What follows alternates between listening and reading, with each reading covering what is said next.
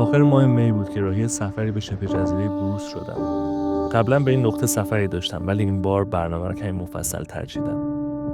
برنامه دیدن مسیرهای جنگلی، تریل‌های پیاده‌روی و مهمتر از همه دیدن جزیره معروف این ناحیه بود و اینکه ببینم چقدر میتونه از نظر چشم‌انداز و مناظری که بهمون میده با بقیه استان متفاوت باشه. این سفر رو طوری برنامه‌ریزی کردم که ترکیبی باشه از طبیعت‌گردی، بک کانتری کمپینگ که همون کوله گردی میشه و دیدن جزیره فلاور پات، جایی که برای خیلی از طبیعت‌گردای آنتاریو یه مقصد رویاییه. یکی از اولین تریلایی که برای پیاده‌روی انتخاب کردیم مسیر لاینز هد بود. مسیری نسبتاً هموار که از دل جنگل‌های انبوه میگذره و کم کم ارتفاع میگیره تا جایی که با منظره خیره کننده از جورجیان بی روبرو میشی.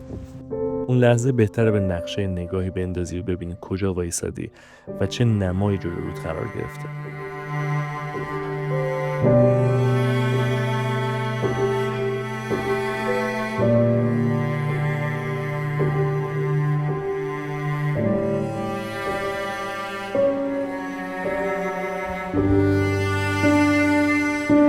معمولا توی پیاده‌روی‌ها چند تا از مسیرهای فرعی رو هم امتحان می‌کنیم که اینجا هم دست خالی نذاشتمون و به یه دشتی از گول رسیدیم.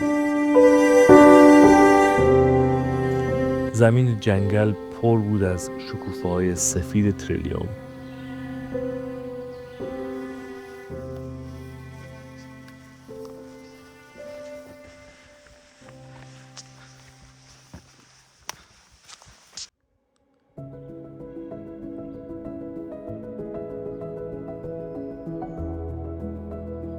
چون فاصله این منطقه از تورنتو نسبتاً زیاده، بهترین کار این بود که قبل از اینکه راهی جزیره بشیم حداقل یک روز کامل رو در پارک ملی بگذرونیم.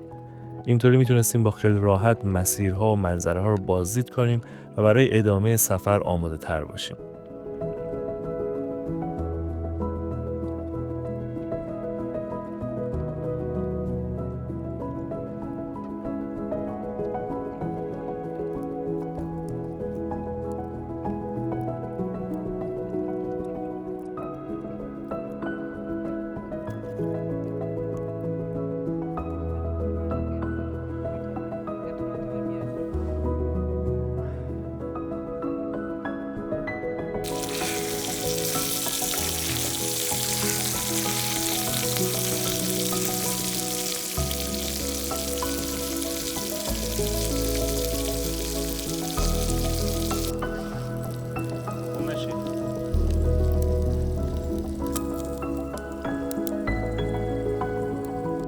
صبح روز بعد رفتیم که از ویزیتور سنتر پارک بازدید کنیم و برای بهتر دیدن منطقه از برج دیده‌بانی بالا بریم.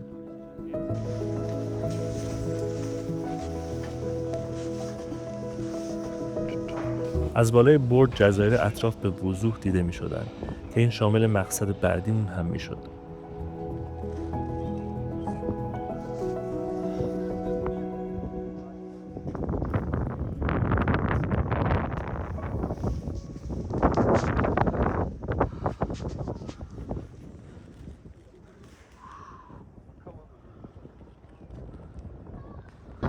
از جزیرهایی که اینجا هست ما قراره امشب ما بریم توی این جزیره بک کانتری کمپینگ داشته باشیم.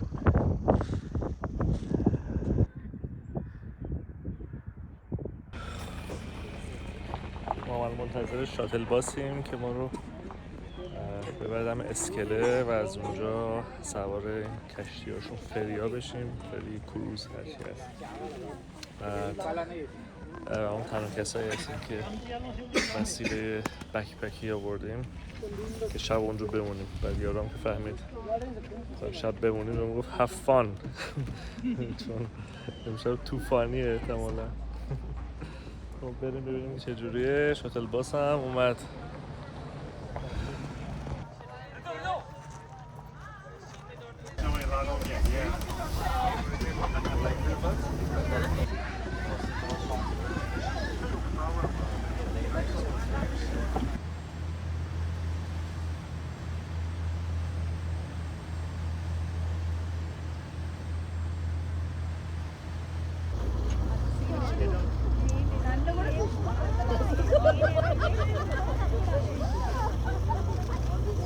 برای اینکه این سفر رو تجربه کنیم از چند ماه قبل رزرو کمپ سایت ها رو انجام داده بودیم.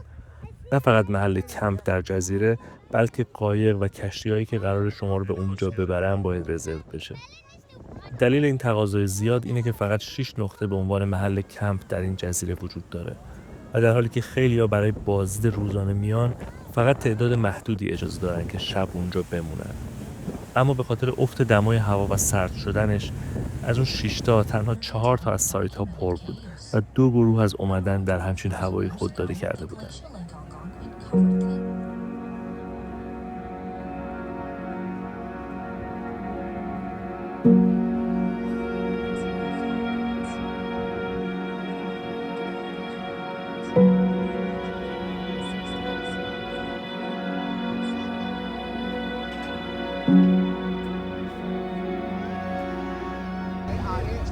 کمپ سایت ما قراره توی این ناحیه باشه. کلاً هم 5-6 تا کمپ سایت برای بک کانتری کمپینگ داره. بریم که جای خودمون رو پیدا کنیم و با این ویو یک روز رو سر کنیم.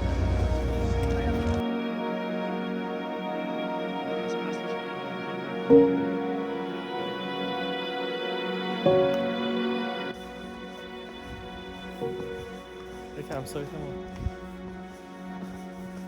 فکر کنم یارو که جلوی مونه داره از همه کمپ سایت ها عکس میگیره، ببین کدومش ویوش بهتره.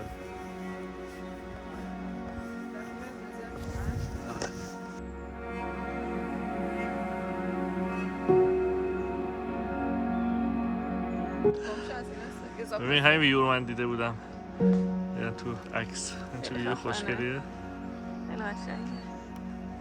خیلی خوشگله. کمپ سایت از کمپ سایت ما قایق‌ها میرن تا دقایق دیگه، ولی این ویو رو قرار ما داشته باشیم. برامون یه دونه میز اینجا گذاشتن. این میز هست یه محفظه غذا هست که برای محافظت از خوراکیامون در مقابل خرس و حیوانات دیگه.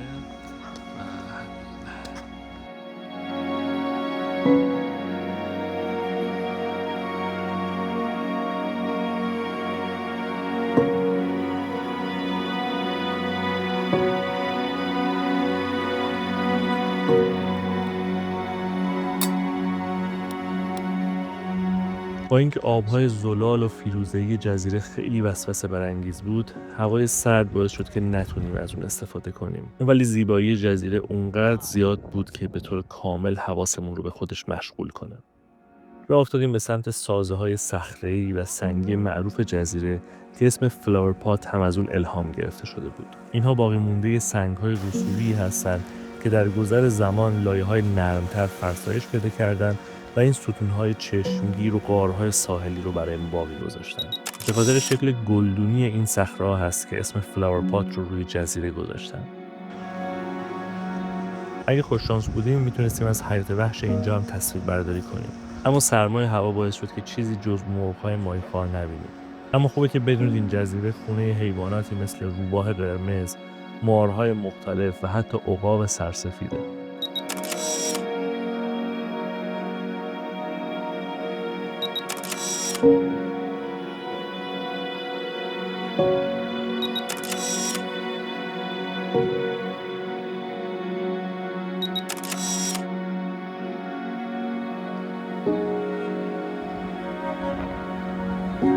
به نظرم بهترین مدت اقامت تو جزیره فلاور پات چیزی بین 2 تا 3 روزه. این زمان کافی بود تا با ریتم طبیعت همراه بشیم، مسیرها رو بدون عجله طی کنیم و با نور و دمای مناسب از حیات وحش اینجا لذت کافی رو ببریم. این سفر بهم یادآوری کرد که حتی تو استان پر رفت و آمد و شلوغی مثل آنتاریو هنوز هم جایی هست که طبیعت میتونه غافلگیرت کنه. جایی که ازت میخوان آهسته‌تر قدم برداری، دقیق‌تر نگاه کنی و عمیق‌تر نفس بکشی.